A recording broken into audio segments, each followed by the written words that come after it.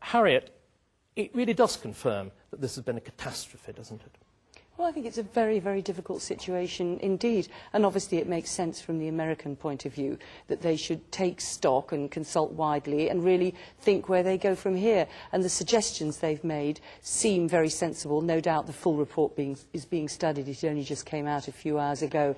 But I particularly welcome what it sounds to me, having not read the report in full, you'll understand, but it sounds to me like they're recognising the importance of their involvement in the search for a Middle East peace process. But why isn't there something like this here? You're patting the Americans on their head and saying how good it is that there should be this. It was your government, wasn't it, that vetoed any serious kind of inquiry about the war? Well, in terms of an actual inquiry about the origins of the original use of force, I don't think that's what the Baker report has done anyway. It's about looking at where they go from here. And obviously we have defence select committees, we have foreign affairs select committees. We have a different relationship between the executive and the legislature than they do. You mean to say you've got a puppet legislature, unfortunately. Ed, the Tories went along with this lot, didn't they?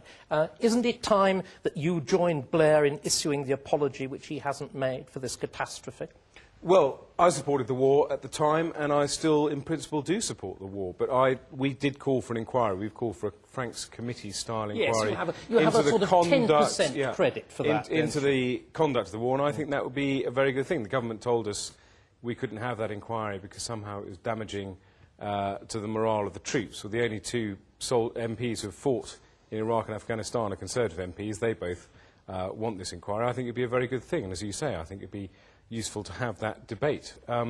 So, I mean, I think it's very interesting, the Iraq Study Group report. I'm not sure it says that much that is original, apart from obviously wanting to engage Iran and Syria, which is pretty amazing stuff when you consider America's relationship. The axis of terror. Exactly, with Iran and It's Syria. interesting, isn't it, Ian? You're placed in the middle, rather than typically a woman between two men, because on either side you have representatives, important representatives, of our two main political parties, both of whom supported this thing.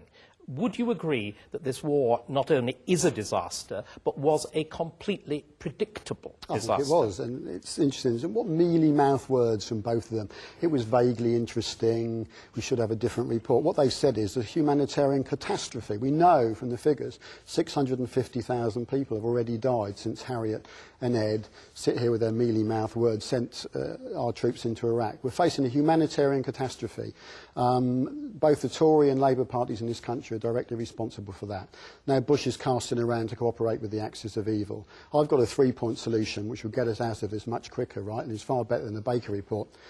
We should get popular opposition to the war back on the streets in this country, surround number 10 Downing Street on May Day and stay there till Mr Blair goes or ends the war, a la Hezbollah in Lebanon.